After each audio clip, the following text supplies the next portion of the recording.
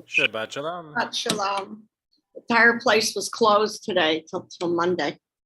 Oh boy. Yeah.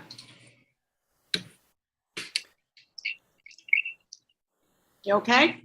Yeah, all good. Just getting stuff set. Be right back. So-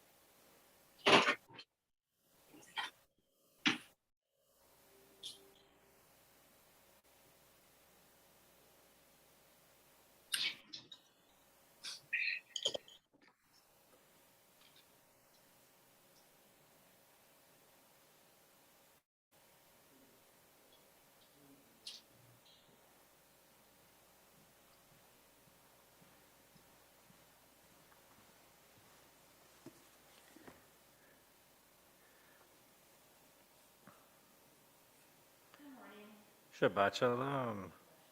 Shabbat shalom.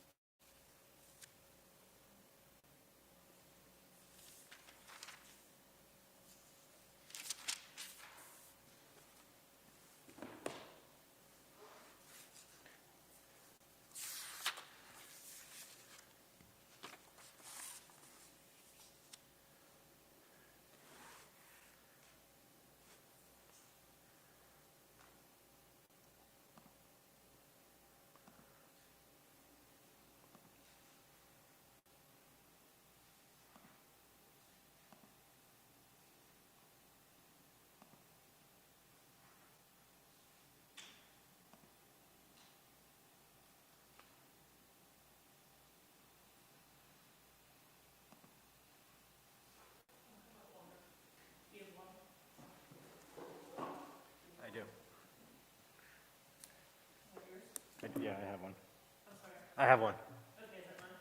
No, I have one. Sorry.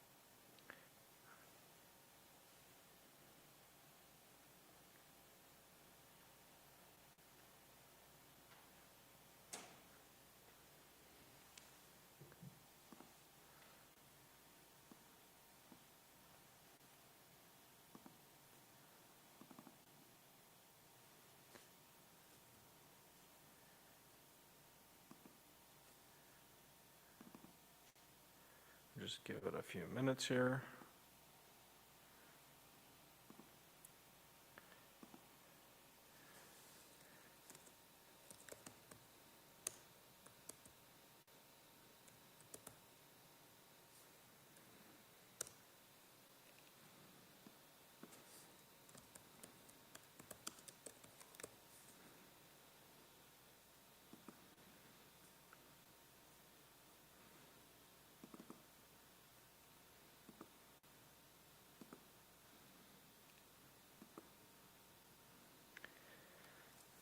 Okay. Right.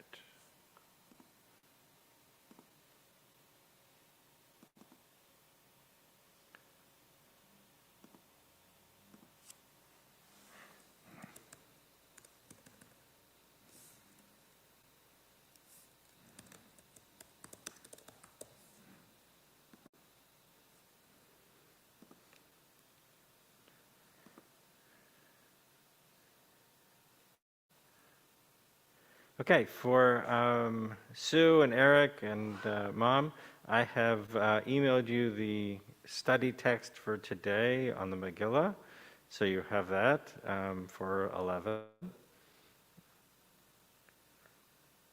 And also sent it to Brad, who said he'd join us then via Zoom. And I think we'll get started. Okay. Great. Well, Shabbat Shalom.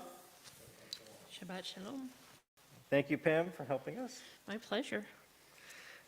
We'll begin on page 74 or 192 with Matovu.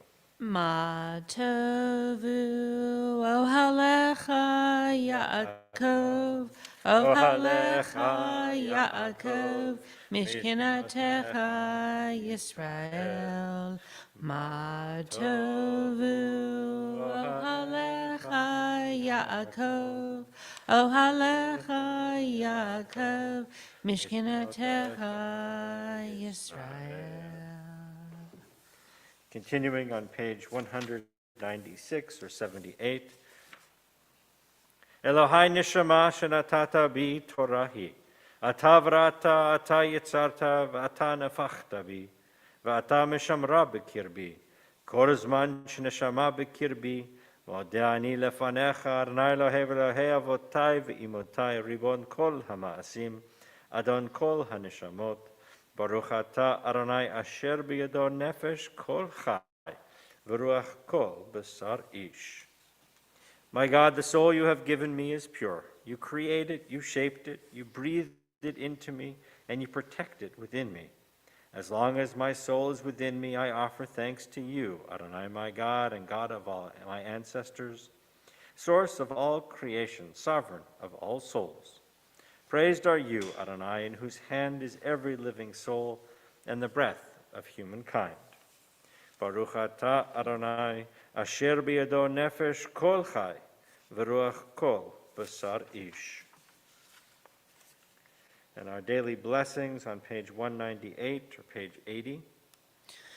Baruch atah Adonai Eloheinu melech haolam asher natan l'sek vivina l'chavhin ben yom u'ben laila. Amen. Baruch atah Adonai Eloheinu melech haolam pokeach ivrihim. Amen. Baruch atah Adonai Eloheinu melech haolam matir asurim. Amen. Baruch atah Adonai Eloheinu melech haolam zokef kefufim. Amen. Baruch atah Adonai Eloheinu melech haolam rokah haaretz al hamayim. Amen. Baruch atah Adonai Eloheinu melech haolam hamechin mitzadei gaver. Amen. Baruch atah Adonai Eloheinu melech haolam malbish arumim. Amen. Baruch atah Adonai Eloheinu melech haolam hanoten le'aev koach. Amen. Baruch atah Adonai Eloheinu melech haolam hama'avir shenai me'enai utnuma me'afapai. Amen. Baruch atah Adonai Eloheinu melech haolam sha'asani b'tselem Elohim. Amen. Baruch atah Adonai Eloheinu melech haolam shesani bachorin. Amen. Baruch atah Adonai Eloheinu melech haolam sha'asani Yisrael. Amen. Baruch atah Adonai Eloheinu melech haolam ozer Yisrael bigvura. Amen. Baruch atah Adonai Eloheinu melech haolam oter Yisrael b'tifarah. Amen. Top of page 86 or 204, we join our blessing for worship and for study. Baruch atah Adonai Eloheinu melech haolam asher kidshanu b'mitzvotav v'tzivanu la'asok b'divrei Torah. Adonai our God, let the words of your Torah be sweet in our mouths and the mouths of your people Israel, so that we, our descendants, and the descendants of all your people Israel may know you by studying your Torah for its own sake. Blessed are you, Adonai, who teaches Torah to your people Israel. Baruch atah Adonai, hamlamed Torah la'amo Yisrael. Page 212. Or 94. Baruch Shamar v'hayah olam Baruch Hu. Praised is the one who spoke, and the world came to be. Blessed is the one. Blessed is the one who continually authors creation.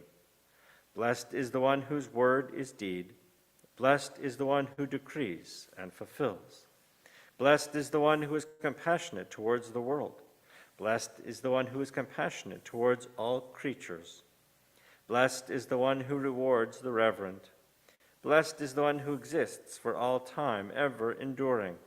Blessed is the one who redeems and saves. Blessed is God's name. With songs of praise we extol you and proclaim your sovereignty, for you are the source of life in the universe. One God, life of the universe, praised and glorious ruler, your name is eternal. Baruch atah Adonai melech mehulal batishbachot. And on page 96 or 214, Mizmor Shir Le'yom HaShabbat, a song, a psalm for Shabbat. Mizmor shir leyom hashabbat tov lehodot la'Adonai Ilzamer lishimcha elyon Ilzamer lishimcha elyon Lehagid babochir chastecha Ve'emunatecha balelot Alei asar Ve'alei navel Alei gabor Bechinor Mizmor shir leyom hashabbat Tov lehodot la'Adonai Ulzamer lishimcha elyon Ulzamer lishimcha elyon. On the following page, we join together responsively in Ashrei. Ashrei yoshvei vetecha, odia alelucha selah. Ashrei ha'am shekacha loho, Ashrei ha'am sharonai Elohav. Tehillah leDavid, aromimcha Elohai hamelech, v'yavarcha shemcha leolam va'ed. B'chol yom avarcheka, v'ahalela shimcha leolam va'ed. Gadol Adonai umhula me'od, v'ligdulaton ein checher. Dor lador yishbach masecha, ugvaratecha yagidu. Hadar kavod hodecha, v'divrei niflatecha asicha. Ve'zuz narotecha yameru, udilatcha asaprena. Zecher rav tuvcha yabi'u, v'sitkatcha yiranenu. Chanun v'rechum Adonai, erech apayim gdol chesed. Tov Adonai lakol, v'rachamav al kol ma'asav. Yaducha Adonai kol masecha, v'chasidecha yivarchucha. Kavod malchuta yomeru, ukvurata yidaberu. Lehodi livnei adam gurotaha, v'chvod hadar marchutoho. Malchutecho malchuko olamim, umemshaltecho b'chol dor v'ador. Somech Adonai lechol hanoflim, v'zokef lechol hakfufim. Einecho elecha yisaberu, v'yata noten lahem et aklam be'ito. Poteach et yadecha, u'maspir lechol chai ratzon. Sadik Adonai b'chol derachav, v'chasid b'chol ma'asav. Karov Adonai lechol korav, lechol asher yikru bemet. Ritson yireach ya'aseh, ve'et shavatam yishma v'yoshin. Shomer Adonai et kol oahav, et kol rashim yashmid. Tehillah Adonai yidabir pi, vivarecho besar shem kadasher le'olam va'ed. Ve'anachnu nevarech Yah, me'ata v'ad olam. Hallelujah. Hallelujah, hallelujah, hallelujah, hallelujah, hallelujah, hallelujah, El bikodsho, hallelujah, hallelujah, brakia uzo. Hallelujah, hallelujah, hallelujah, hallelujah. Hallelujah, hallelujah, big vurotav. Hallelujah, hallelujah, kerov good lo. Hallelujah, hallelujah, hallelujah, hallelujah. Hallelujah, hallelujah, bate kashofar. Hallelujah, hallelujah, benevel v'chinor. Hallelujah, hallelujah, hallelujah, hallelujah. Hallelujah, hallelujah, betof umachol. Hallelujah, hallelujah, beminim v'ugav. Hallelujah, hallelujah, hallelujah, hallelujah, hallelujah, hallelujah, betil tzalei shama. Hallelujah, hallelujah, betil tzalei truah. Kol hanshamate hallelujah, hallelujah, hallelujah. Kol haneshama te hallelujah, hallelujah. Page 223.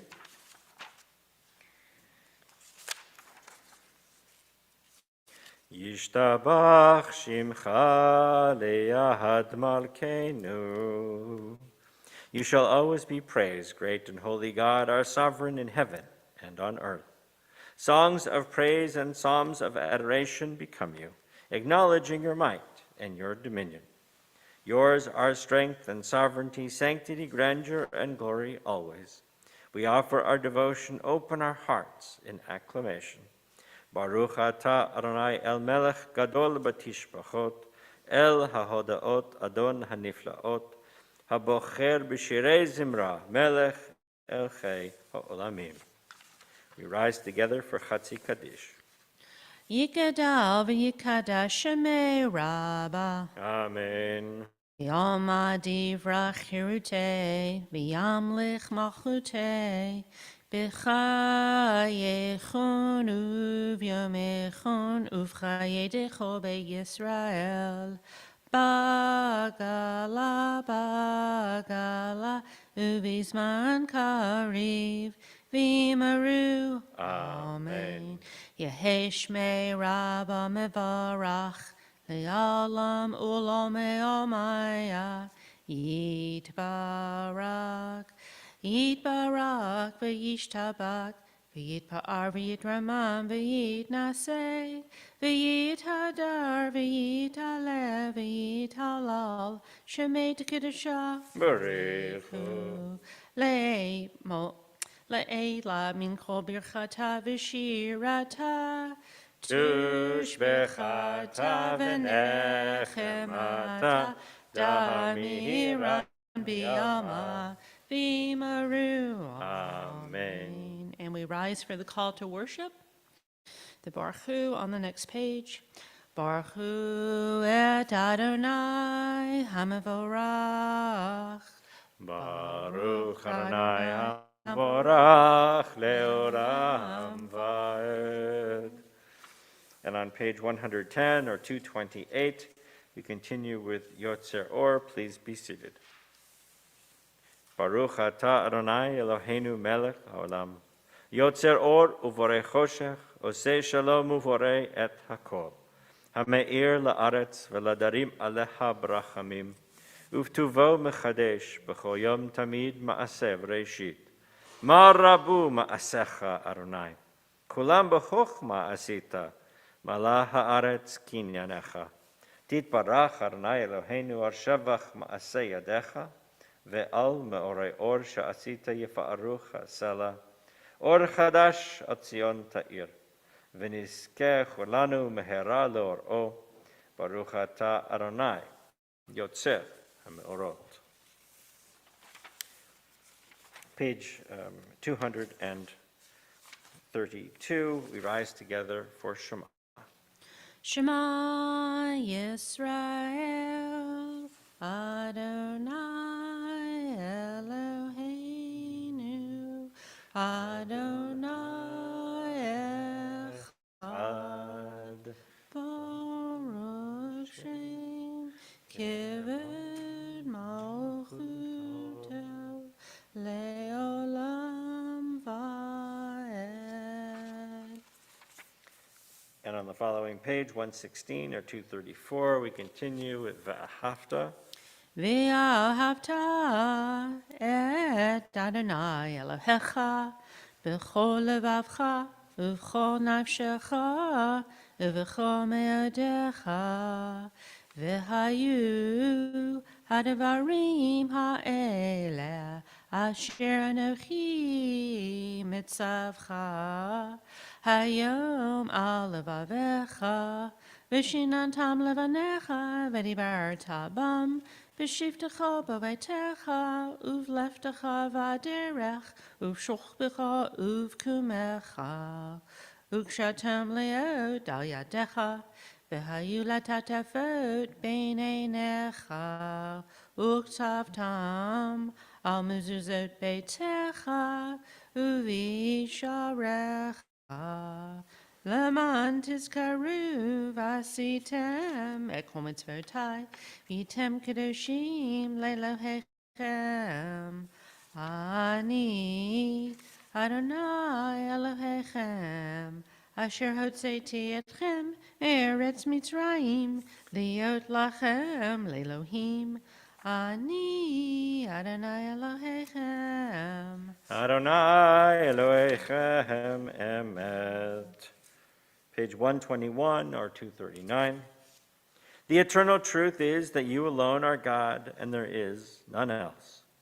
May the righteous of all nations rejoice in your love and exalt in your justice. Let them beat their swords into plowshares and their spears into pruning hooks. Let nation not lift up sword against nation, nor learn war anymore. You shall not hate your brother or your sister in your heart. The stranger that sojourns with you shall be accepted as your equal, for you were strangers in the land of Egypt. Why do you crush my people and oppress the poor? Asks God. We know that the Eternal One defends the poor and upholds the rights of the needy. Praise to God Most High. Blessed is God and deserving of blessing. As we continue on page 122 or 240 with our Song of Freedom, Mi Chamocha. Mi chamocha ba'elim Adonai, mi kamocha nedar b'kodesh, norah tehilot, o seifele, o seifele. שירה חדשה שיבחו גולים לשמך על שפת הים.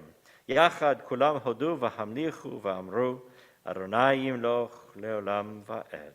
Tzor Yisrael, Kuma Be'ezrat Yisrael, Uvdechinu Mecha Yehuda V'Yisrael, Go Aleinu Adonai Zevot Shemo, Kedosh Yisrael, Baruch Ata Adonai, Ga'al Yisrael.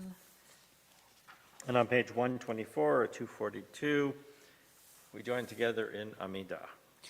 Adonai sifatach tiftach ufi yagita hilatecha. Adonai, open up my lips that my mouth may declare your praise. Baruch atah Adonai, Eloheinu v'Elohei Avotenu v'Imotenu, Elohei Avraham, Elohei Yitzchak, v'Elohei Yaakov, Elohei Sarah, Elohei Rivka, Elohei Rachel, v'Elohei Leah, Ha'el Hagadol Hagibor v'Hanorah, El Elyon, Gomel chasadim tovim, v'konei hakol, v'zocher chasdei avot v'yimahot, u'mevi gula lifnei v'nehem, lama'an shemo be'ahava, melech ozer u'moshiach u'magen, baruch atah Adonai, magen Avraham v'ezrat Sarah. Atagi bor le'elam Adonai, mechaye hakol ata rab lehoshia, mashiva ruach u'marid hagashem, mechachel chayim bechesed, mechaye hakol berachamim rabim, so make no flame v'rofei cholim, u'matir asurim, Umekayem emunato lishenei afar, micha mocha ba'al gevurot, umidam elach, melech meimit umechaye, umatzmiya Yeshua, v'ne'eman ata l'chayot hakol. Baruch atah Adonai, mechaye hakol.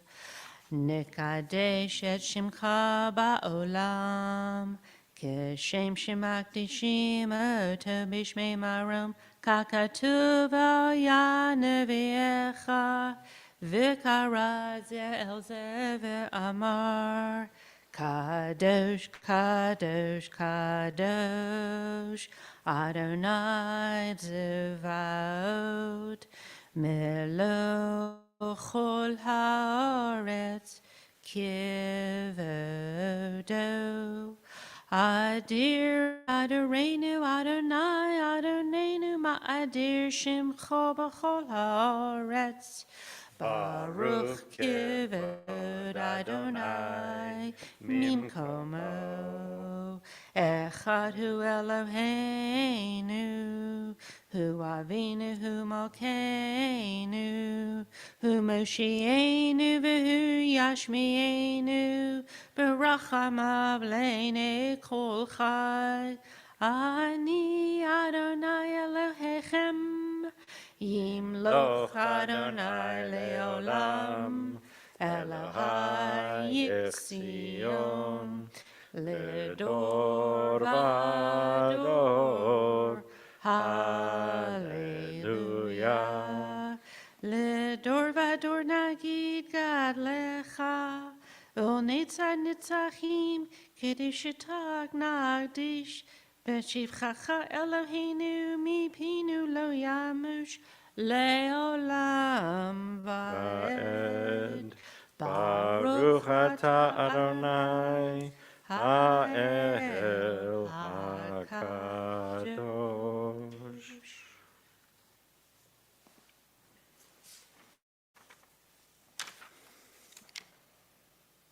Please be seated, and we continue on page 132 or 250. Are we going to do Yismechu or V'Shamru? Let's do Yismachu. Yismechu, Try very to good. always be different from the night before. There you go. Don't want people to get bored. Well, I mean, traditionally, Yismechu is the morning and V'Shamru is the evening. I did not know that. Yeah. How do we know that? Where does it say? I'm just curious. It doesn't say it here, but in most traditional prayer books, that's the way you split it. Oh, okay. In the same way that and often you will have a parallel series of prayers, right? So you have the Baruch Hu in both, and then the prayer that follows the Baruch Hu in the evening is called Ma'ariv Aravim, who Okay. brings on the evening, Okay. and talks about the stars and the constellations and all of that. And in the morning, you also have a creation-style prayer, Yotzer it's Yotzer Or, that talks about light and creation and Sun. that kind of stuff. So, and also you have, in the evening, you have Shalom Rav, and in the morning, you have Sim Shalom. Oh, okay. Right, so there's many of these that have sort of themed pairs, one evening, one morning. Very interesting. I had Yeah. no idea. Learn something new every time. There you go. Yismechu v'malatucha Shomrei, Shomrei, Shomrei, Shabbat v'korei oneg Shabbat. Yismechu v'malachutecha Shomrei, Shomrei, Shomrei, Shabbat v'korei oneg Shabbat. Mechadeshei Shaviu Shabbat.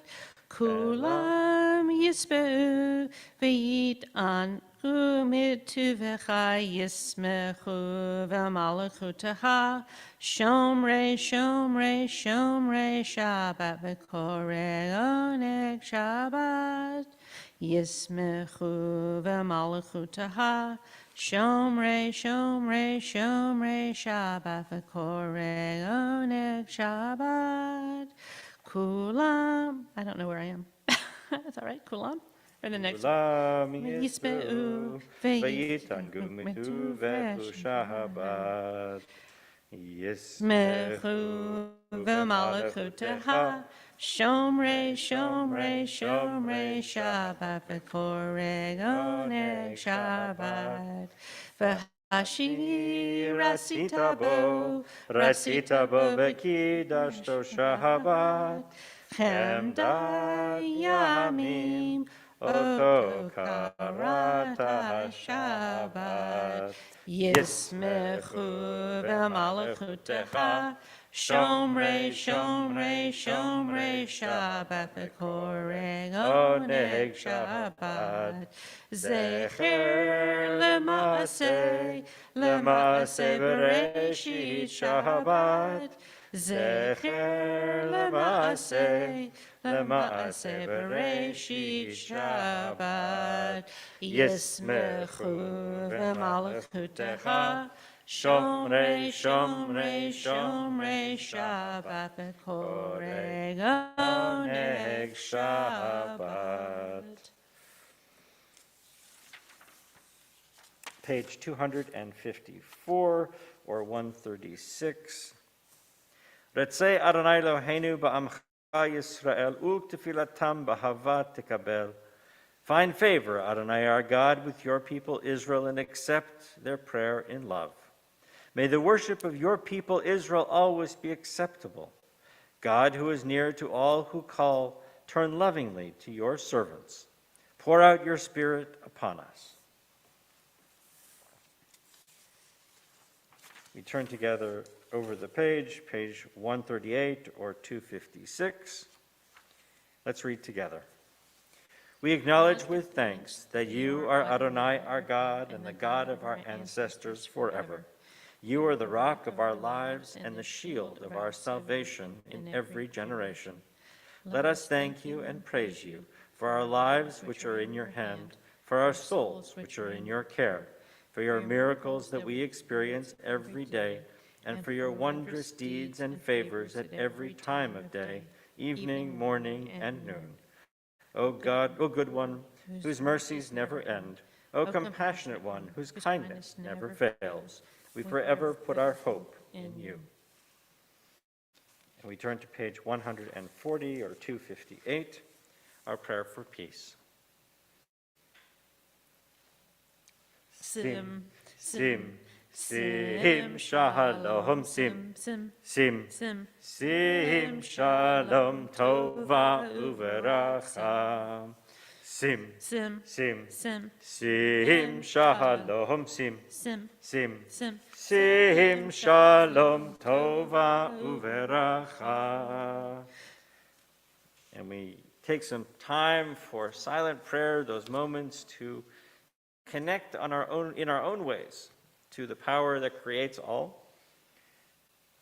Time to reflect on the week that has been, to think about the week coming ahead of us, to center ourselves,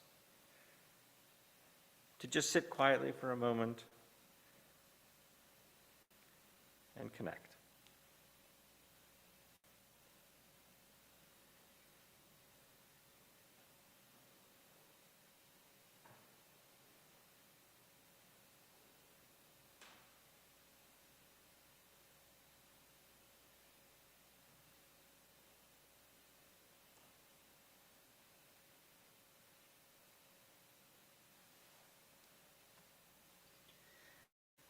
Say shalom bimromav, hu yaseh shalom aleinu, ve'al kol Yisrael, v'imru, imru, amen.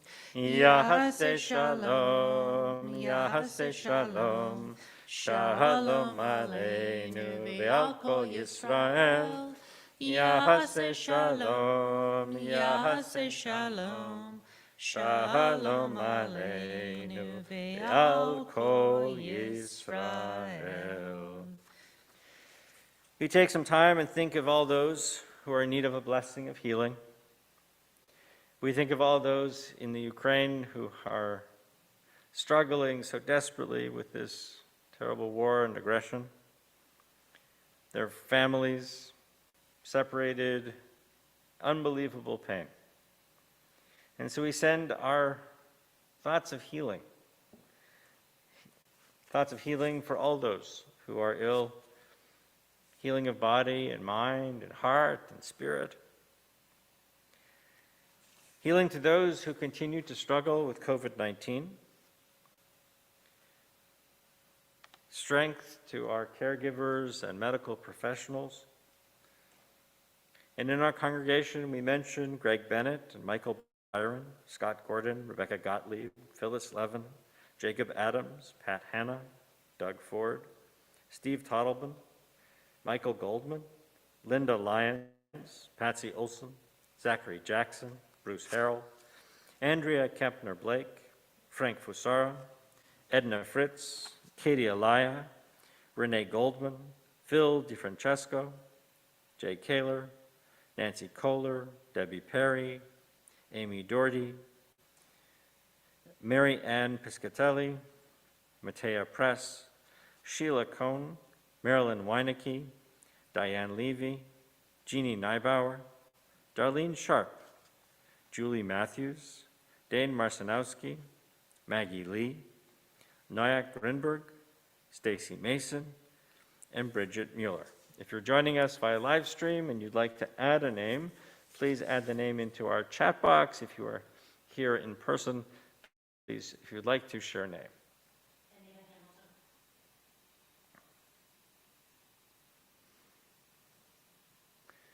And I thought we would join together with our choir from Israel for Hear Us Now, Heal Us Now.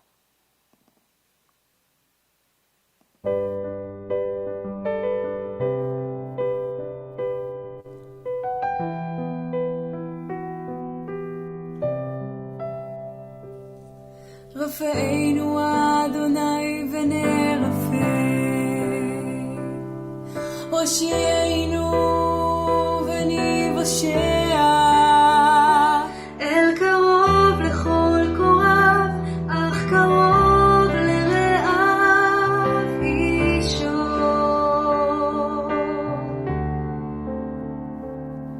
We pray for healing of the body.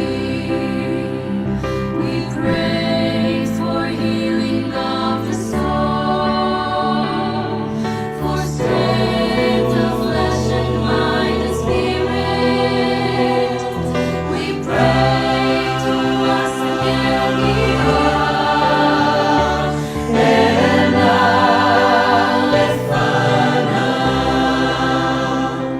Oh, please heal us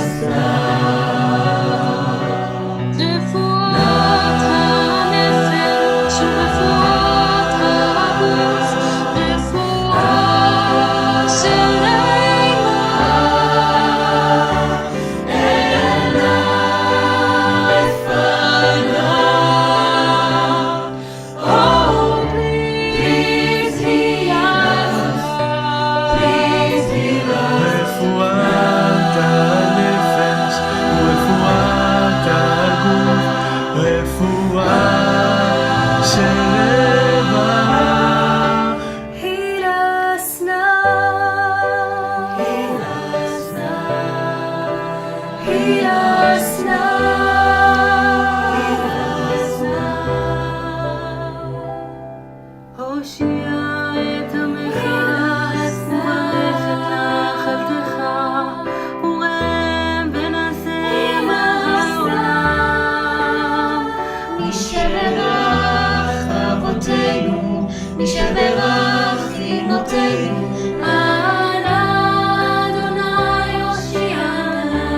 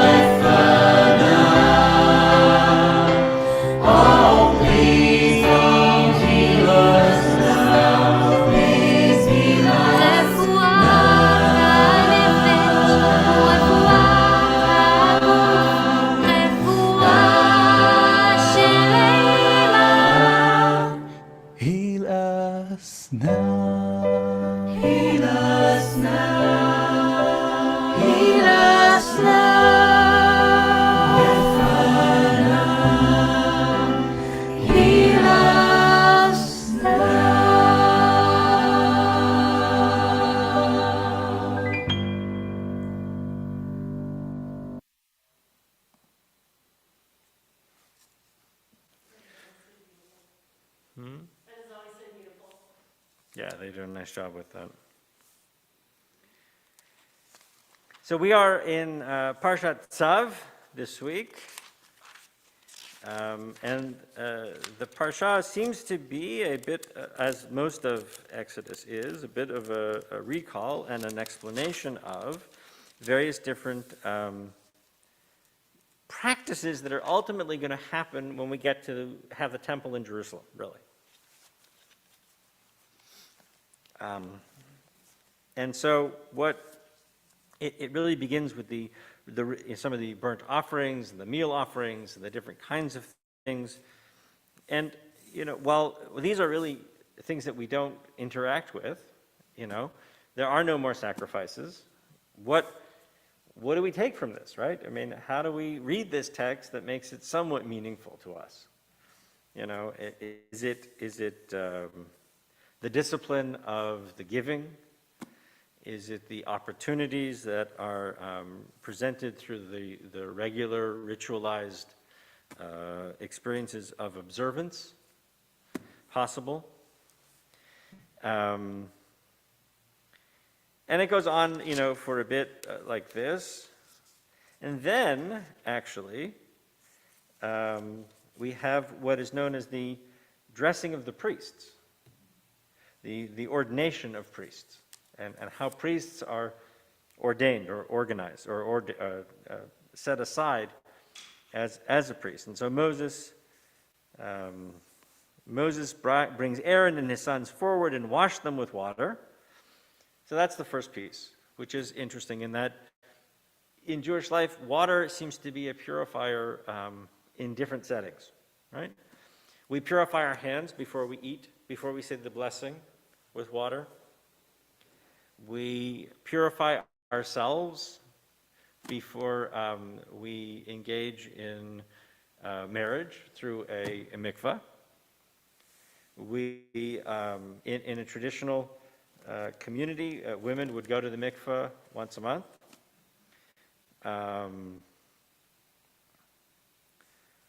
Water is the way in which we welcome somebody into Jewish life. Right, the conversion process through the immersion in a mikveh. And at the end of our lives, it's how we are prepared for burial. We are washed in simple water. And so water is that sense of purifying, of sustenance, of keeping us whole. And so at this moment in time when Aaron and Moses is going to bestow the priesthood on Aaron and his sons, it's with water. And he puts the tunic on him and girded him with the sash, clothed him with the robe and put the ephod on him, girding him with a decorated band which he tied to him. And all of these things that I'm describing are things that we have translated or migrated to our Torah scroll. So we have migrated that sense of priestly authority to the actual Torah. He put the breastpiece on him and put into the breastpiece the Urim and the Tumim, which is a very interesting, quirky little sort of conversation about these. We think it may have been something like dice that they would roll and be able to tell futures with. We're not exactly sure how the Urim and the Tumim worked. We know that they were contained in a section of the breastplate, but we don't know exactly how they were used. I thought it had something to do with the way the sunlight would hit it. Yeah. Oh. Oh, okay. Yeah, the stones on the breastplate were, yeah.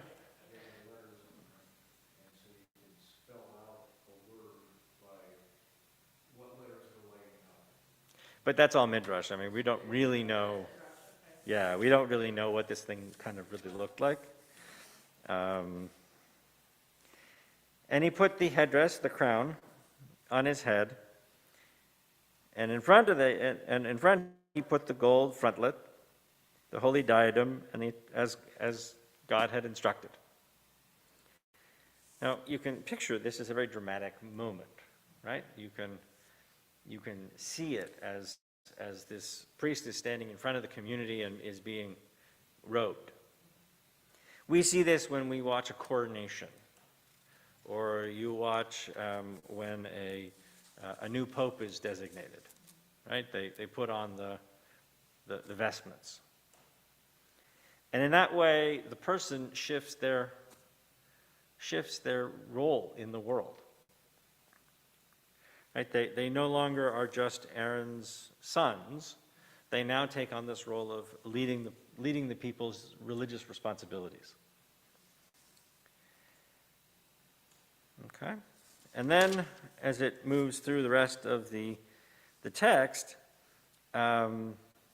it talks about how the priests are there to facilitate these sacrifices and what their role is. So we start with, these are the sacrifices in general. We go to, here's how we establish the priests, and now here's the priest's role. And when the temple was destroyed, of course, we abolished or we no longer had priests, but so we translated this into rabbis. And, when rabbis are ordained, it's a different sort of a process, right? Nobody anoints us with oil and, none of that. Nobody puts a crown on and all of that. And so actually the ordination ceremony is one of passing down a tradition and history. And one of saying, you now are recognized as somebody who has the knowledge to teach. And because that is truly what a rabbi means, right? To be a teacher. Which is very different than this role of the priest, right? The role of the priest is the intercessor. And the role of the rabbi is to teach. So when, if you need me to pray for you, you're out of luck. You got to do the work. I'm just here to create the atmosphere and the setting. All right. Well, Shabbat Shalom. Yeah. One of the places there talks about the sacrifices, and it says it will be eaten by the priest or eaten by the person bringing the sacrifice. Shall be eaten in a holy place. I've never heard anything. What is the holy place? Is it just some place in the tabernacle, or is there a spot designated where this should be eaten? We don't know. I mean, it's not clear. But it does mean that it's not just, a snack at your desk. Right? That there's a formality to eating this. Right? It's not just something you're going to, stand at the counter and eat. So it was part of the ritual. Yeah, definitely part of the ritual, and this was the way in which the priests were supported. Right? This was the way in which the priests the priests didn't have farms, they didn't have land, they didn't have access to all of that. They had to be supported through the donations, right? Which is essentially the sacrifices. So they got a portion of these sacrifices to eat, and it was through that ritual of eating that they fulfilled the sacrifice, as well as making sure that they were taken care of. Yeah. Okay. All right, let's continue on page 282 with Elena. Oop. I don't know about you, but I can't breathe. Aleni l'shabeach ladon hakol latek du lav yotzer breshit shalo asanu koye haratzot velo samanu kimishpachot adama shalo sam chelkenu kahem v'gohor aleinu kechol hamonam v'anachnu korim umishtachavim umodim livnei melech malchei hamlachim hakadosh baruch hu shehu nateh shamayim v'yosef haaretz umosher yikara b'shamayim imal ushchinatu zo Begov hemeromim, hu Eloheinu enod, emet makenu efes ulato, Kakatu betorahato, viadata hayom, viadata hayom, vihashivota elevavecha. Ki Adonai hu Elohim, bashamayim imal, ve'al haaretz, mitachat ein od. V'ne'emar v'haya Adonai lemelech al kol haaretz, bayom hahu, yeh Adonai echad, u'shemo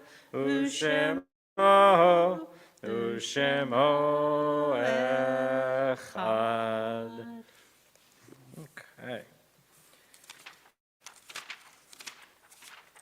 Our thoughts turn now to those who have departed this earth, our own loved ones, those whom our friends and neighbors have lost, the martyrs of our people, and those of every race and nation whose lives have been a blessing to humanity. As we remember them, we meditate on the meaning of love and loss, of life and of death. And on this Shabbat, we call to mind the yahrzeit for Regina Gartner, Libby Penn, Lola Weisberg, Nathan Strauss, Jenny Prager, Samuel Weiss, Jacob Hirsch, Clara Moses Strauss, Margaret Horowitz, Harry Oppenheimer, Max Mendel Joseph, Rudolph Solomon, Jacob Grafner, Eric Schuster, Bernard Baker, Abraham S. Jacobson, Moses Sonborn, Imgard Baum, Samuel Ostrow, and Don Rubenfeld.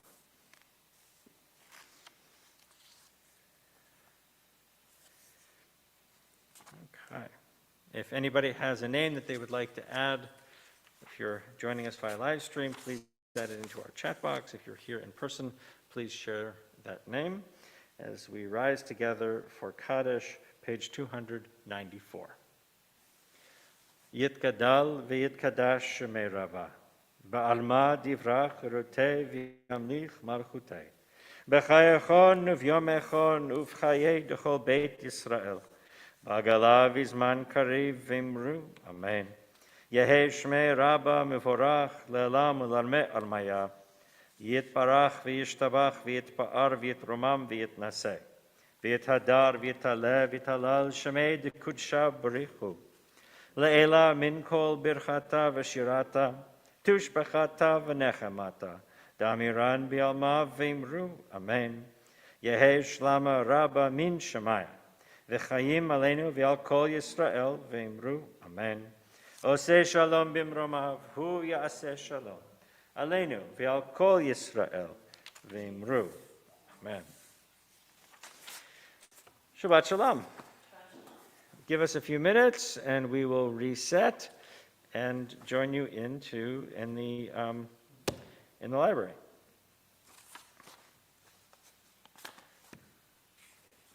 So like next week when you're gone, you'll have your laptop with you, so will we bring it in?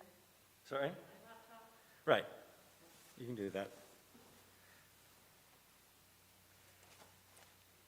And then you just log into the Saturday morning service, and then make yourself a co-host, Okay. and then you're fine.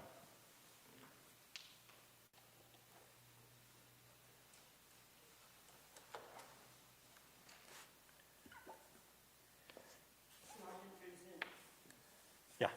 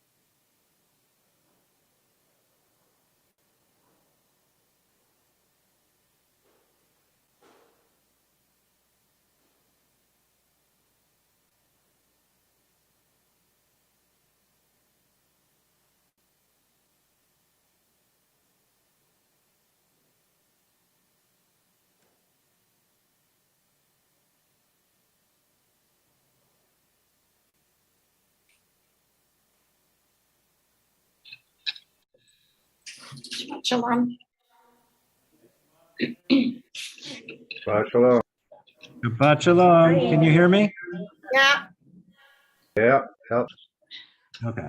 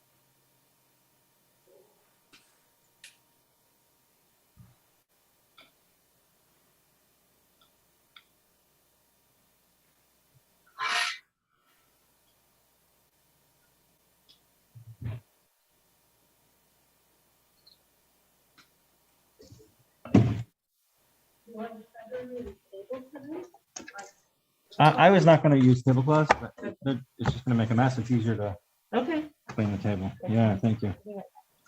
Mhm.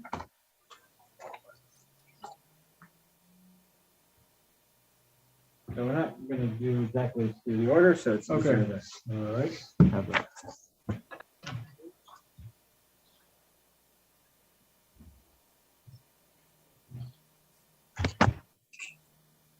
Okay.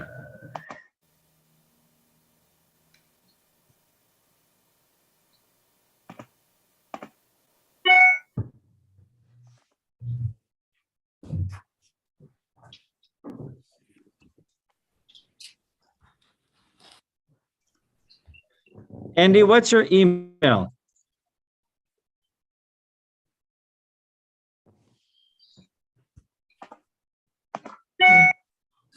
Andy, you're on mute.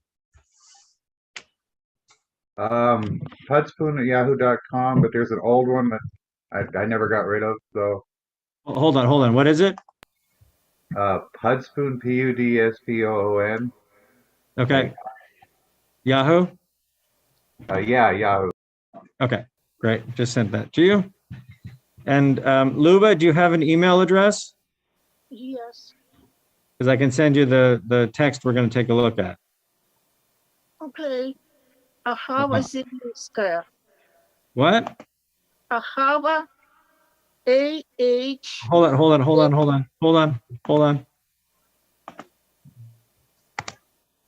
A-H, yeah. Yeah, A-H-A-V-A.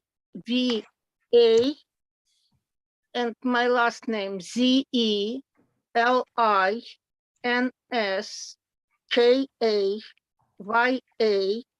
@gmail.com.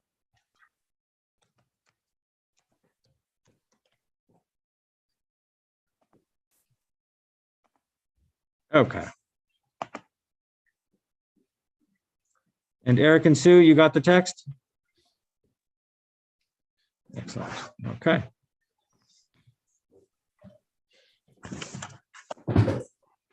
But I may not be able to get it today because I have problem with telephone.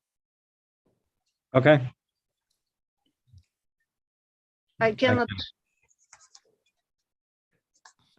Hi, Eric. Hi, Sue. Hi, Luba. Shabbat shalom all. Shalom. Hey, Andy. Craig and I Hello? became cat people this week.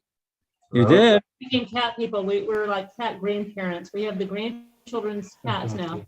So if we were home, we'd get to show off our orange cat and our tuxedo cat. But anyhow, we're here instead. So I thought about How did you get so blessed? Yeah. Do you want another cat? No, we're good. Thank you. You're No, fine. we're good. It's interesting. But we have cat So- experience, so it's okay. Yeah. I mean, we're Yeah, we're far away. Yeah, we're still trying to get the basement cat. She'd like her to go somewhere. She can't have her in the house. We can't afford to have all that stuff done to her. So, what does she need? probably go to the vet. She needs probably all her tests. I'm sure that whoever had her before had taken her. She's been spayed. But she needs the shots and checkup and the stuff, and that's $200-300 or something. Easily. At least that it depends, because if she has other things, then that could run into more money. Like if she has Giardia, I don't think so, but if she does, well, that's another test and the medicine and all that stuff. Understood. All right, well, let's jump in. So our plan was to do Megillah today, and then next week to start Judges, Why Judges? because it's the next one in line. I thought it wasn't, but Eric, are you still prepared for next week? in all likelihood, there's one possibility. So this Mindy Nierhoff, who you've met, or the rabbi has met, is redoing our floors for the first time in 92 years. And we may have to pull the internet. We'll know by tomorrow. Please let me know. I will let you know. I am expecting to. Okay. Where are you going to be, Rob? I am going to the Central Conference of American Rabbis convention in San Diego. Well, look who thinks he's a rabbi now.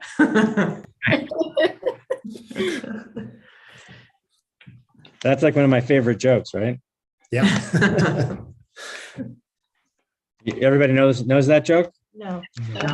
So there's a very sort of prestigious rabbi, and he really is sort of, full of himself and a new, and he has a partner who's a cantor. And the cantor also thinks he's, something special.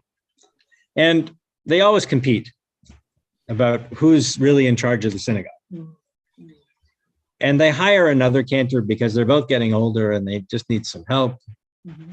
So it's the first Yom Kippur, and it comes to the Grand Aleinu, and this young cantor gets on his knees.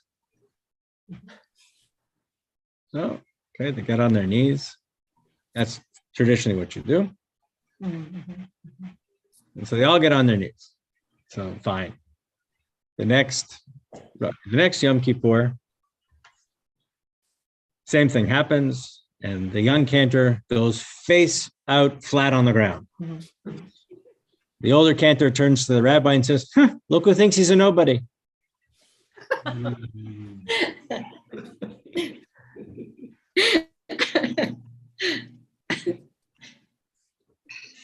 Yeah, it's interesting because, usually they have these conventions in the most ridiculous places, like Cincinnati in December. It's cheap. No, it's not. Really? No, none of these. They're never cheap. All these convention hotels, it's never, whatever it is, it's always the same amount of money, basically. And it doesn't matter if it's in San Diego or Iowa. So why bother?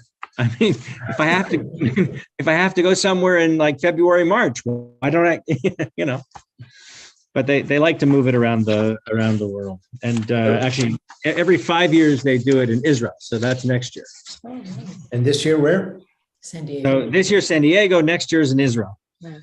So that'll be good. And honestly, I haven't gone to very many of them over the years, for just whatever reason, but it'll be interesting. I think right now we are at a really important kind of watershed moment, actually, in terms of national Jewish institutions. There have been 3 major reports done on sexual abuse and impropriety and such in the CCAR, HUC, and the URJ. all of whom uncovered, systemic sexism and sexual improprieties at different ways. Thankfully, nothing, little to do with like illegal and whatever, just more inappropriate. And so that's one of the issues. And then the other issue is really the fundamental issue of what is the URJ's purpose?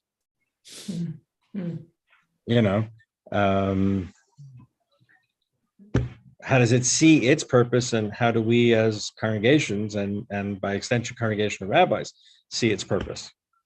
And in this world of kind of sharing and whatever, do we need parallel structures of the conservative movement, the reform movement, and all of these different, could you not have a rabbinic body that encompassed reform and conservative rabbis? Question mark. I have no idea. So do conservative rabbis attend the CCAR? No, it's only reform rabbis. Okay. So the conservative rabbis attend the United Synagogue for Conservative Judaism, or the Rabbinical Assemblies Convention. Mm-hmm. Yeah. And the Reconstructionist rabbis do their own whatever, and then the different Orthodox rabbis do their thing, and the Hillel rabbis do their thing, and et cetera, et cetera. But it'll be an interesting series of conversations, because I think that there's a real, and the college, Hebrew Union College, is going through a major crisis, actually.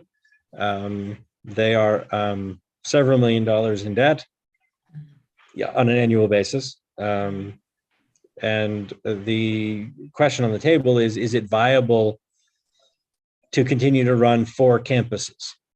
Mm-hmm. You have 3 stateside campuses plus Jerusalem for a total of, at the most, 200 students. Yeah. Yeah. The whole school? In the whole school. Wow. Yeah. Yeah. Yeah. There's less than 50 students in each of the years. There's 5 years, Is that and- rabbis and cantors? Mhm. Mhm. Right now, they're having a terrible recruitment issue. They can't get people to do it. Not that I blame them, actually. No. As somebody said to me when I was applying to rabbinic school, he said, "Well, it's not a great job for a nice Jewish boy." Dr. Greenberg. Yeah.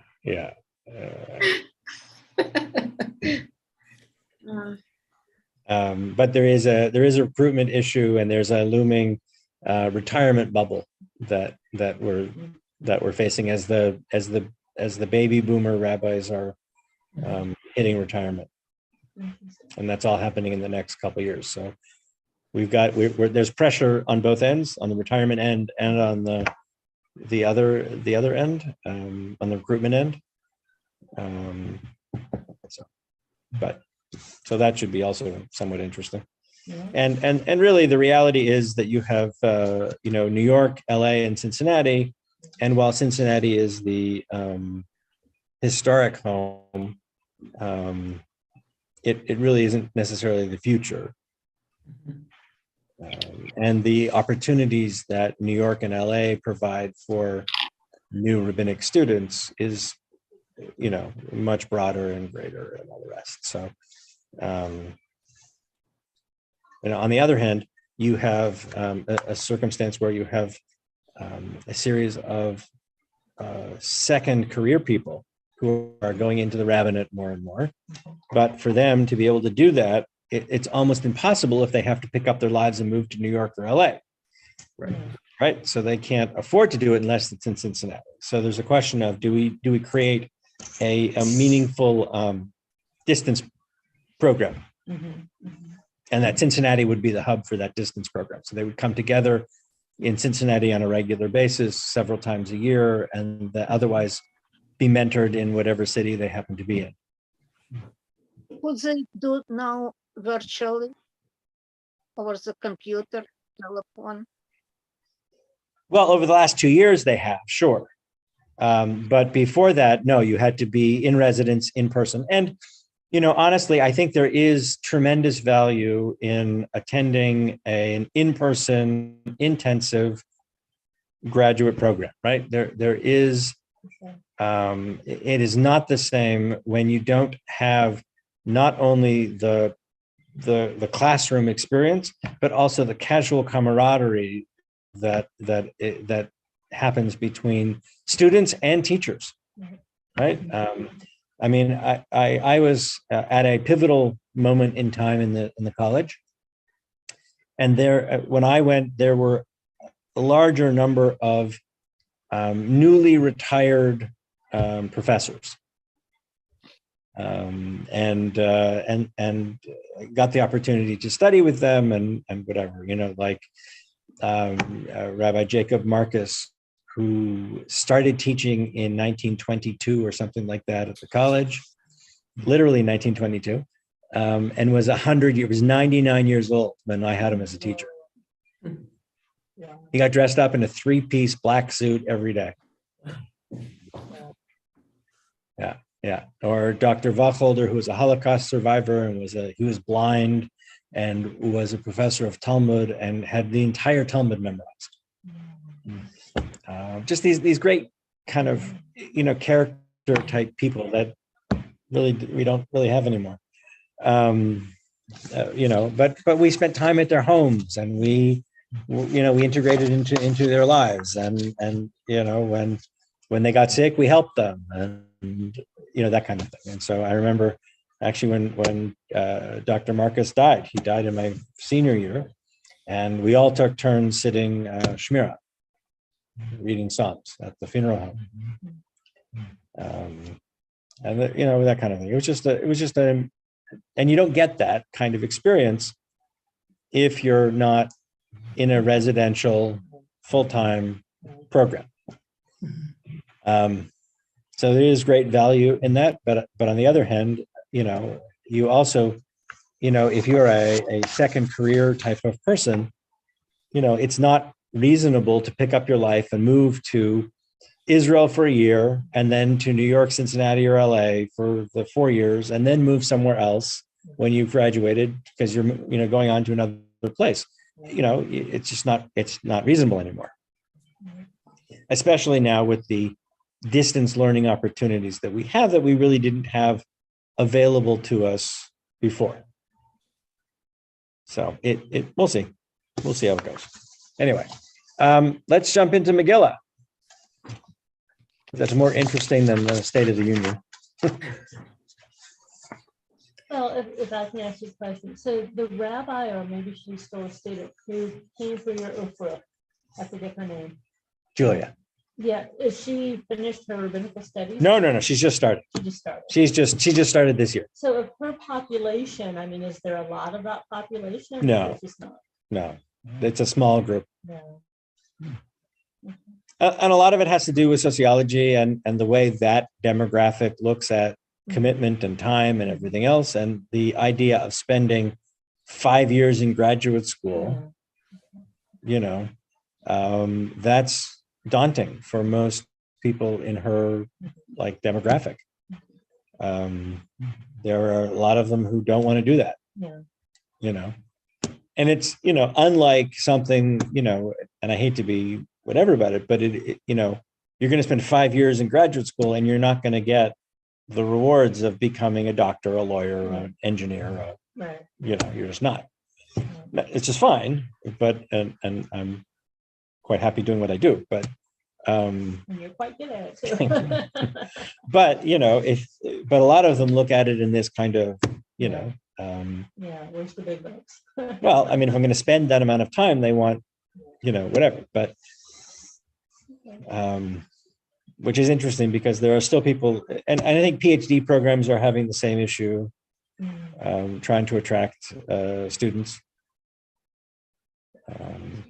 because you spend 3 years or 4 years writing a PhD and then, you can't find a job or whatever. or a university wants to hire you as an adjunct for $3,000 a year or something, Yeah. whatever. And then you're like, what am I supposed to do with the rest of, how am I supposed to support myself, right? But those are bigger issues. But, when I went to school, there were 50 of us 60 something in the class of rabbis, cantors, and educators. And I think this year there's like less than 30. But I'm already 2 generations, gone from that, It's already 30. I started my first year 30 years ago. God, that's crazy. Saying that's crazy. But yeah. So, okay. So the blessing that we say is a little bit different than the blessing that one would say for study, although we could say that blessing, but there's a special blessing for the reading of Megillah. So that blessing ends with Al Mikra Megillah. So it's a regular blessing beginning, and then we'll say Shehechianu, because it's our time to be able to thank God for giving us this time to study Megillah. Baruch atah Adonai Eloheinu melech haolam asher kitshanu b'mitzvotav v'tzivanu al mikra Megillah. And Baruch atah Adonai Eloheinu melech haolam she'echianu v'kiyamanu v'higianu lazman hazeh. Okay. So these are selected passages from the Megillah. It is not the whole Megillah, as you might imagine, but it is selected passages that I thought we could work our way through some of them, if not all of them, and just sort of talk about some of the intricacies and the different nuances that are here in the text. So, the text begins with an introduction, right? This is who Achashverosh is. This is who the king is. First of all, Vayhi b'yamei Achashverosh. So in the days of Achashverosh, who Achashverosh HaMelech. This is Achashverosh the king, in case you should confuse him with Achashverosh the butler. Yeah. HaMelech me'hodu ve'ad Kush. From India to Ethiopia. Now, if you look at that, that's an enormous stretch of land. Over 127 provinces. And now we get introduced to Queen. Vashti, the queen, was having her own party when the king called for her to display her beauty to all those princes and servants. And we're not exactly sure what this means. But it is very possible that Vashti was actually being asked to sleep with the king's guests. Reveal her beauty is the way the text is written, and it's not necessarily, so it's possible that that's what that means. Can we back up a second? Sure. This is part of the Tanakh, yeah? Yes, it's one of the very latest books. And so redacted when that we have a sense that there's an India and an Ethiopia. Well, it relates to what we call India and Ethiopia. Okay. So, right? a land in the east and a land in the west that more or less correspond. Right. Okay. But even today in modern Hebrew, Hodu is Ethiopia. It's also Turkey, by the way, just, the food Turkey, not the place Turkey. Ethiopia. And Kush means dark or Africa, and it's usually relating to Ethiopia. So, for instance, a Kushite is usually a somebody who is dark. But redacted quite late. In fact, Esther almost didn't make it into the canon. And it almost doesn't make it into the canon because it's the only book in the entire Tanakh that does not explicitly mention God. Okay. So Vashti refuses. Vashti says, nope, not going to do it. I'm not interested.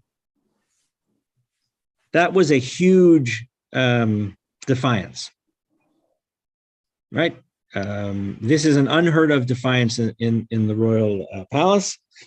And so the king asks his advisors, what should I do?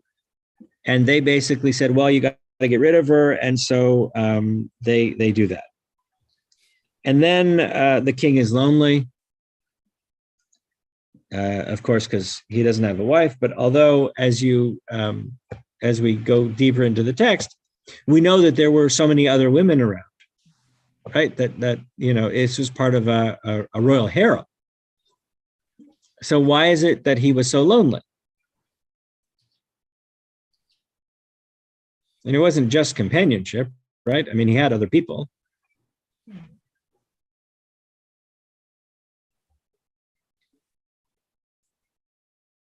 Maybe he loved her, but he couldn't lose face. So. Yeah, he's really been put in a lockdown kind of a position because there's a direct challenge here, right? He gives a royal order and she defies, right? But okay, that's fine. But then why is it that he needs to find somebody else? Why can't he just choose from amongst the harem of women that are already there?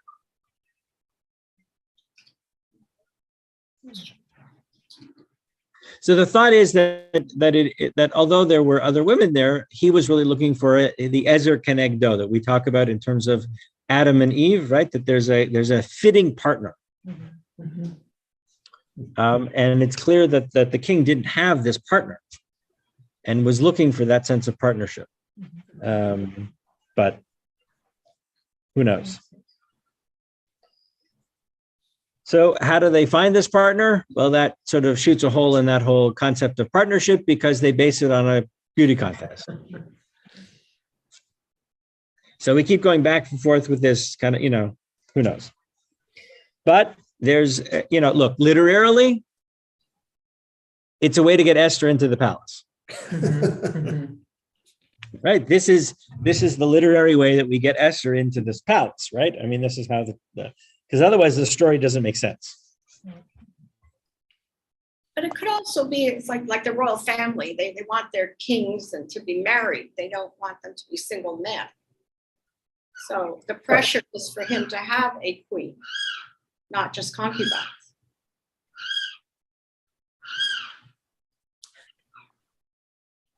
Is somebody upset? Is that a Florida bird? Oh, that's a bird. Sorry. Bird.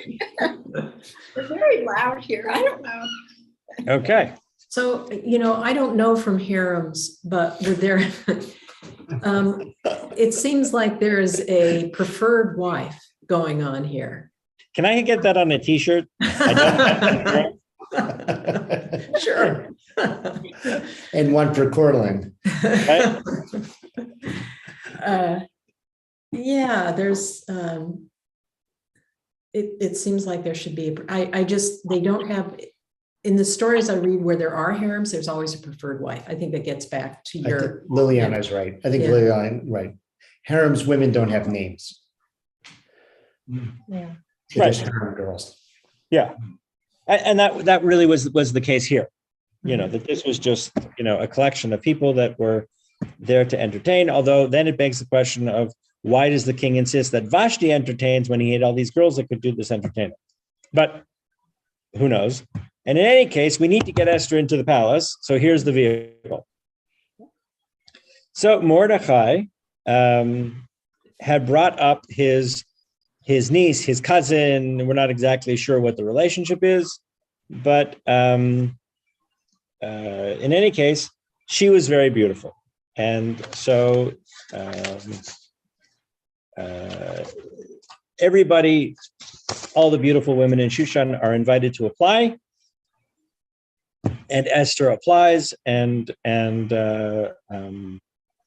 although Mordecai tells her that she should not reveal the fact that she's Jewish. right? Time-honored Jewish tradition, Yeah. right? Shh. You know, don't put your Magen David or your whatever inside your shirt, right? Right? And this is exactly what's going on here. As time passed, so this is verse number 6 here. As time passed, the king began to love Esther over all the other maidens. So he set the royal crown on her and made her queen instead of Vashti. So we established that Esther is the winner of this contest. She is made queen. And then Haman, we enter into Haman, chief advisor or prime minister or chief, second in command, basically, is appointed. And his demand is that everybody bow down to him. And Mordecai refuses. A question, just the way it's worded in English, was it the king wants everyone to bow down before him, or Haman No, wants everyone? Haman does. Okay. I mean, I don't really know what the king thought or what the deal was with that. But it's clear that Haman wants everybody to bow down to him. Now, whether or not that was royal tradition, court tradition or not, or who knows? That we don't know. But Mordecai says, I'm Jewish. We were told not to bow down. And, here's where the nuances get a little tough, because the text says you shouldn't bow down to other gods or idols. This does not include referencing or paying deference to, somebody who is not a religious leader, but a political leader. But Mordecai refuses, and of course, this makes Haman crazy. So he reads this demonstration or this refusal as a rebellion and goes to the king and says, look at these Jews. Look what they think. They think that they're so much better than the rest of us, and they are not following our rules. They're going by their own rules. They're doing their own thing. They're not listening to your royal edicts.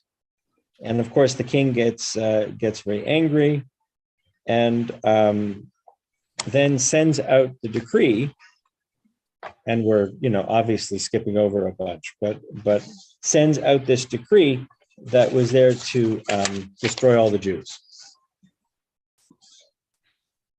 Now, Mordecai, go ahead.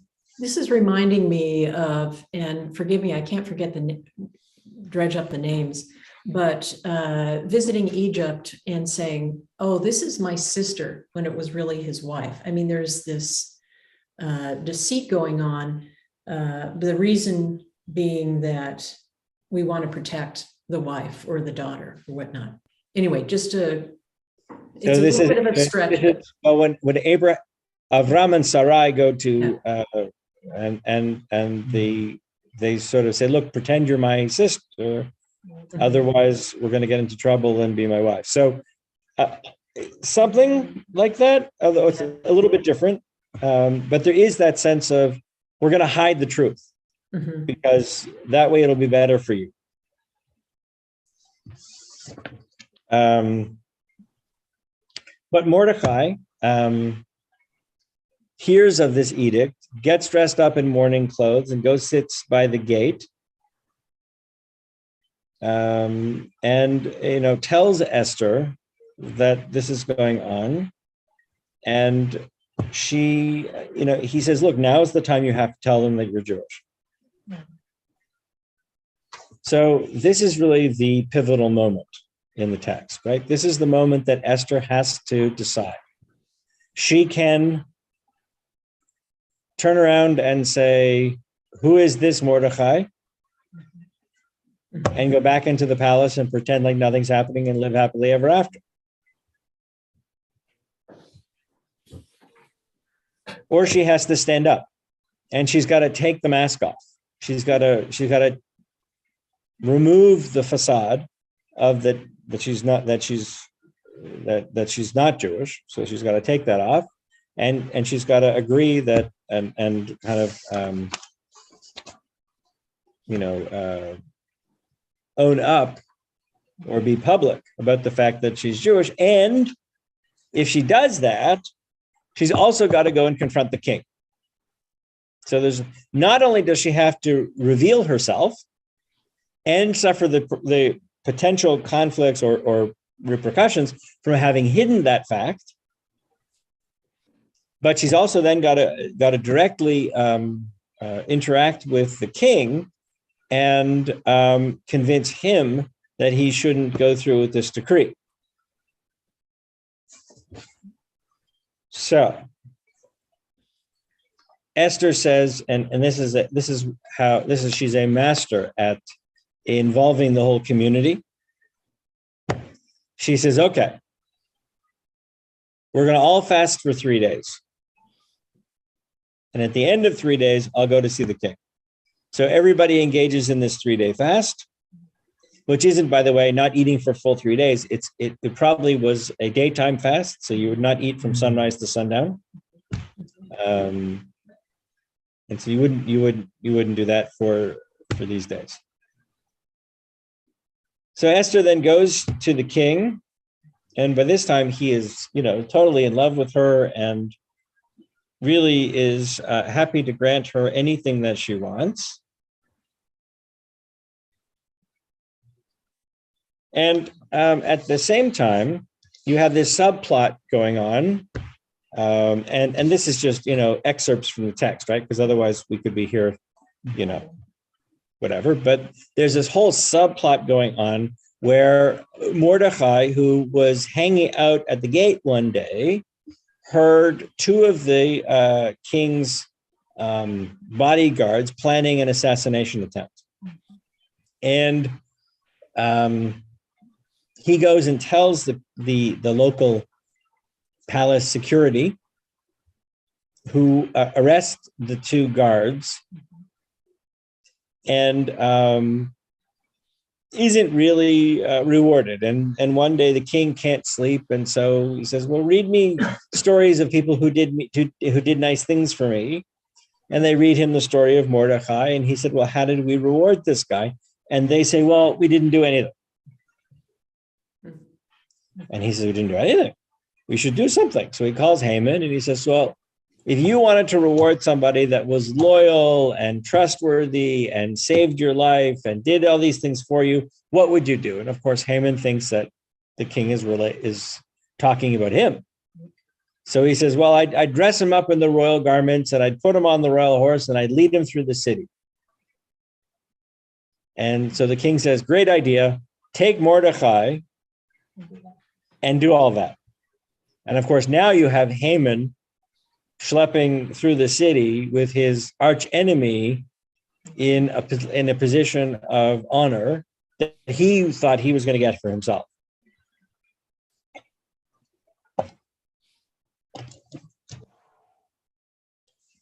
And so the king is already sort of positively disposed to Mordecai.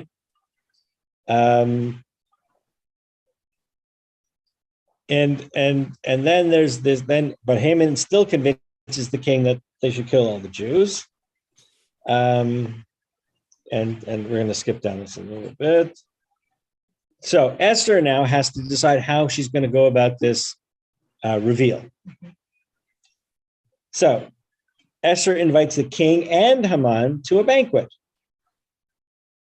And when they arrived, they are so enamored by this whole banquet. The king says, whatever you want, take anything you want in the whole kingdom. It's all yours.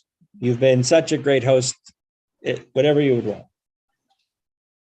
So Esther told the king that her people had been persecuted and that it really wasn't worthy of the king to be doing this persecution. And the king says, well, who's doing all of this? And of course, Esther reveals that it's Haman who has organized this. And now the king is faced with terrible choices. because he either has to deal with his second in command, who potentially now is about to kill his beloved wife, right? And so now how do they begin to reconcile here? And so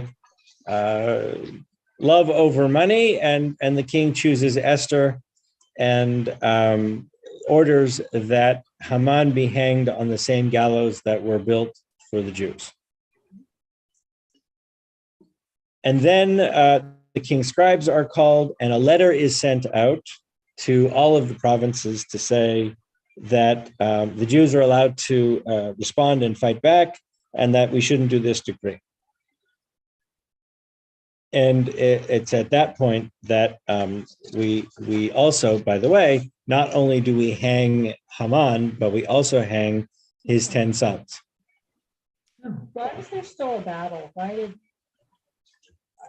verse 18, I guess, Yeah, 42. and I don't know what happened to that picture, but it moved. So, but there was still a battle that they had to fight, even though the king said, let the Jews be saved. So it's interesting. According to sort of traditional decrees, once a royal decree is issued, you can't undo it. Okay. So the only thing that could happen was the king issued another decree saying the Jews could fight back. So there still is this battle that happens. Yeah. I mean, you would think that it would make sense that the king would sort of cancel the decree, Right. and that would be the end of it, right? But apparently that's not the way that worked. This Achashverosh is a nebish. He does like whatever he has to ask, like, what do I do now? And then now what should I do? And what comes next? And he doesn't have great vision. I mean, the whole thing is a fairy tale. It reads like a fairy tale, right? Disney. Well, it is. I mean, it reads like it's a movie, right? I mean, it's a script, and it's a Disney movie, right? I'm surprised they haven't made it into a Disney movie, actually. Right. But absolutely, Achashverosh is it's like, do you have an original thought ever? Exactly. Right. The kings at that time, kings was raised with a lot of people who give them advice. It was usual to ask advice before making final decision. The final decision was king's after he listened what advisors came to say. Good point.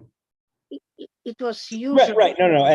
And truth is that kings operated on a court basis, and it wasn't simply a unilateral decision that a king would make and whatever, that it really had to do with different groups of advisors and trusted people to help a king make decisions, in the same way that we have cabinets for governments today, right? So a president has a cabinet. That cabinet advises the president on a variety of different topics, and so that in theory, a president or a leader doesn't make decisions arbitrarily, although one could make an argument that when leaders make decisions arbitrarily, that we get into big wars. But the hope is that you elect somebody, or you appoint somebody as your leader who is able to filter the advice that they're given, see the larger picture, provide leadership, and be able to make the decisions necessary.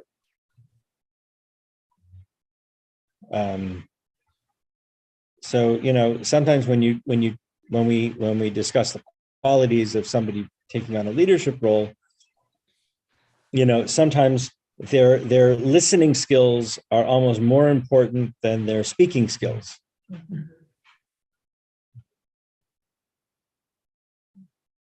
Right? We often don't necessarily, like, how often have you heard a presidential candidate or presidential commentary say, well, he listens really well?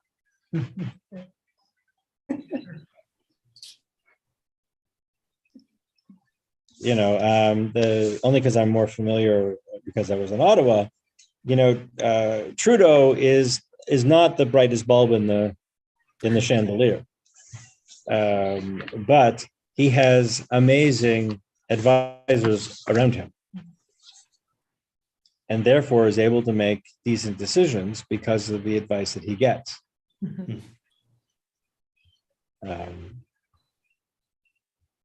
So. In hearing this story again, even the abbreviated story, it occurs to me, or I'm left with the thought that Mordecai was a mensch. He was pivotal to the story, although Esther, did this one great thing. She had a good mentor in Mordecai. Yeah, although, and it's interesting in that it's very clear that Esther and Vashti are the heroes of this story, and yet it's Mordecai who seems to get the press. Oh, interesting. Yeah. Well, that goes to figure, right? Yeah, I mean, look, it's a misogynist text, and it is what it is, right? So, as forward thinking as we'd like it to be, it's still actually tied into that. Mm-hmm. Hi, guys. Hi. How are you? Fine. Good. Come on in. We're just finishing up Torah study. Oh, boy. Good to see you in person and everything. In person and everything. Do you want to put in your chair? Here, you want to come on the bed? All right. Can I say something quite Yeah. interesting here is the weight that liberal Judaism and Orthodox Judaism give this. Liberal Judaism, it's just a fairy tale, has no credence in reality. The Orthodox, it is just the opposite. It is the highest of all the holidays, the festival. And I was just reading this week. It shocked me. Yeah. I don't know what you're reading, but it actually doesn't. I mean, it's not a festival. Well, it's not a holiday. It's an observance. If you don't mind, Yeah. pull it up. Yeah. Pull it up here. I mean, it's a rabbinic opinion. Yeah. There are classifications of observances, right? So the actual chagim, which are the halachic holidays, are Rosh Hashanah, Yom Kippur, Sukkot, Pesach, Shavuot. And those are the ones where you don't work, you don't do this, you don't do this, you don't whatever. The other observances like Hanukkah, Tu B'Shvat, Purim, things like that are lesser observances and are sort of 1 degree down. Okay, the title of this is who wrote it? Well, it comes from I'll give you the names of the rabbis here in a minute. A Torah Minute, at TorahMinute.com. So anyway, the title is Purim an Important Holiday? And so it says, the Hiddah brings in the name of Rabbi Yosef Safati that Purim corresponds to all the other holidays. It is therefore on a higher level than the other holidays, as the Yerushalmi says that in the future all the holidays will be nullified except for Purim. The Zohar compares Purim to Yom Kippur. Therefore, one must be very careful not to spend the entire day eating and drinking, rather you should set aside some time to study Purim. Well, and that's like it. So they play on the words. So it's Ki Purim. Right. Yeah, and I have heard that one. Yeah. And really, I mean, in that sense, what they're saying is the message of this holiday is an important one, right? Which is stand up for what you believe. But see, that's one of the things that gets me is, to me, this is such a confusing mishmash, turned upside down, turned over again and over again story. It's just, in one spot, the Jews are great heroes, and the other spot, they end up slaughtering, the story almost reads that they go beyond what was necessary to defend themselves. And it's like I said, everything is all moshed up here. Yeah, it is. But not unlike, most other, narratives. Yeah. It has a multiple kind of multiplicity of messages and directions that it goes in, right? So it's not just this simple tale, because it's about who you are. It's about standing up. It's about revealing yourself when it's appropriate, or when you're called on. It's complex. So, yeah. Other thoughts? The Orthodox do have a fast of Esther. I believe it's before Purim, the day before. It's the day Purim begins. Yeah. Oh, so it's after, okay. Yeah. Because So it's I from remember, sunrise. yeah, sunrise to sunset, yeah. Because let's say Purim began on, I guess, Wednesday night, right? Right. So it would have been Wednesday at sunrise to Wednesday at sundown. Right. There's a few of those. There's the fast of Gedalia, Gedalia, which is right the day after Rosh Hashanah. Rosh Hashanah, right. So the Megillah scroll is written in Hebrew, right? It's not Aramaic, it's truly Hebrew. Mhm. And I don't know, I kind of agree with Craig. It's like, what do we believe? Is it true? Is it not true? Well, I mean, true or not true isn't really the question. Valuable message. Okay. Valuable message is really the question. What valuable message does it have? See, but that's what I have the trouble with. I think you can pull different messages from it. And I'll give you an example. Yeah. I think if you go down through whatever the centuries, the interpretation of Vashti's character, you can tell a lot about the time period that she is being spoken about. In one time period, she's a disobedient, whatever, deserving of death. But in modern times, she's standing up for her rights. She's a model woman. So you interpret it however you want to interpret it. But isn't that the beauty of biblical text? Right. Is that, That's true. I Good mean, point. Very good point. isn't Yes, isn't that what it's all about? that is a good point. I mean, the enduring values of these texts are that they withstand time and they are able to bring us new meaning and new message, right? In ways that, look, hundreds of books are written every year, right? Very few books last beyond a lifetime, right? I mean, I'm a good rabbi. Nothing I write is going to outlive me. That's fine. I'm not saying it should, but I mean, I'm never going to write Shakespeare, right? Nobody's ever going to be 200 years from now. They're not going to know from Moray, and it's fine. But this stuff, we just keep studying it. And we keep finding new insights and new ideas, and it maintains its sense of meaning for us. And that's the beauty, I think. So. And the message that Greg read does not have soul.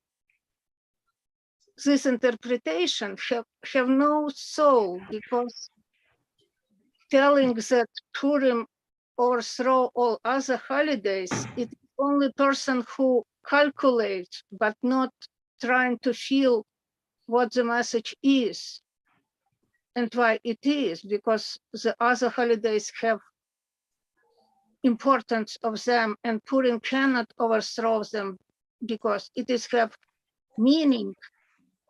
Right. So I think what the author there, I think the author there is trying to sort of combat something that says, Purim is a nothing holiday, don't worry about it.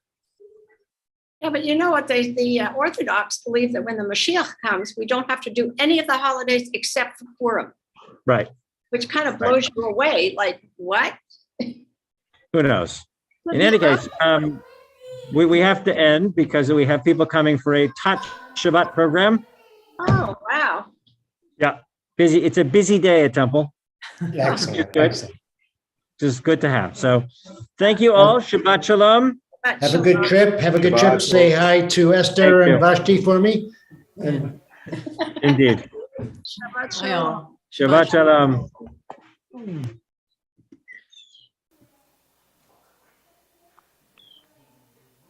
Is it gonna be on Zoom?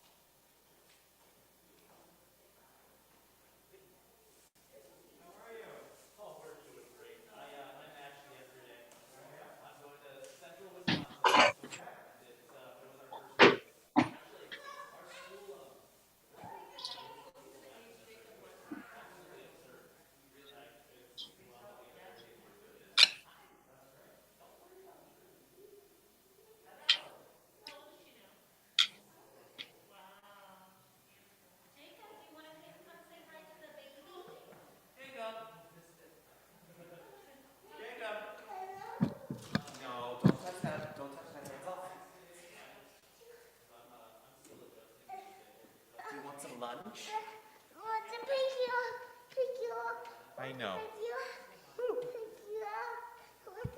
Oh, we're still hot. Okay. No. I see that there's a fruit salad and yummy things. Yummy things for brunch. Would you like to eat some brunch?